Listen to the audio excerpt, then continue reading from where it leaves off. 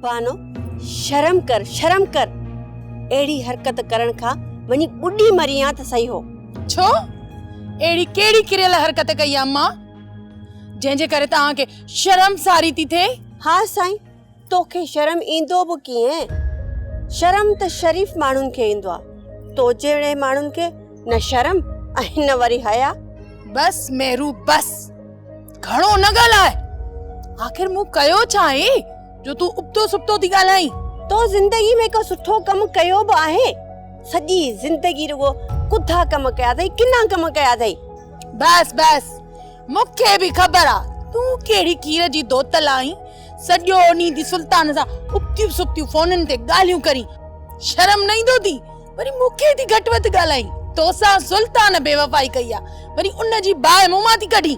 सुल्तान जा कपड़ा चोरी तो कया न, तो पाता न, ॿियो कंहिं पाता? हाँ खे केड़ी खबर है सुल्तान जा लटा कंहिं पाता है?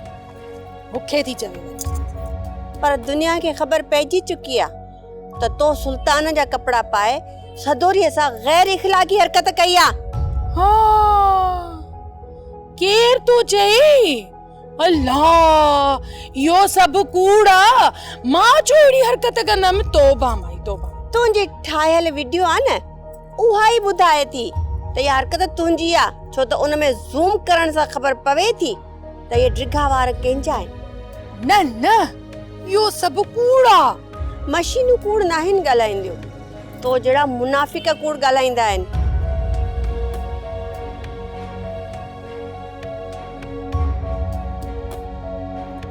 मुनाफ़िक थी चए मूंखे? चिंडड़ी के चाय जी जॾहिं तॾहिं मूंखे घटि वधि ॻाल्हाए थी वञे।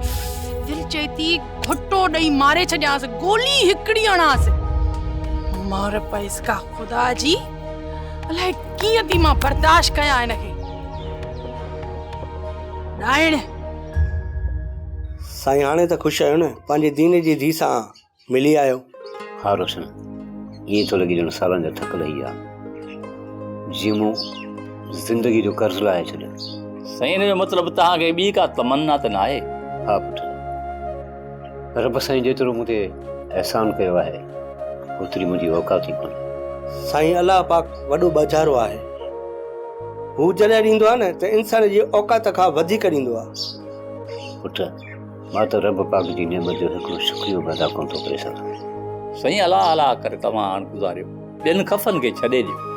मूं हाणे वापसि पंहिंजे ॻोठ वञण जो इरादो कयो आहे। सुबुह सवेर मां हितां हलियो वेंदुसि। साईं हिकु अर्ज़ु कयां? चओ पुटु। साईं तव्हां बि अकेला आहियो त असां बि अकेला आहियूं, जीअं मुनासिबु सम्झो त बाक़ी ज़िंदगी असां सां गुज़ारियो। दिलि सां थो चई या दिलि रखण लाइ थो चई? साईं असां तव्हांखे पंहिंजी दिलि सां चऊं था। ठीकु आहे पुटु, मां राति सोचां, पोइ तव्हां सुबुह जो ॿुधाईंदुसि। सोप सीरियल सिंध ॼाई तमाम एपिसोड्स ॾिसो हाणे HD क्वालिटीअ में। विज़िट करियो असांजो YouTube channel Sindh TV HD drama. Subscribe कयो असांजो official YouTube channel Sindh TV HD drama ऐं वधीक अपडेट लाइ बेल आइकन खे क्लिक करियो।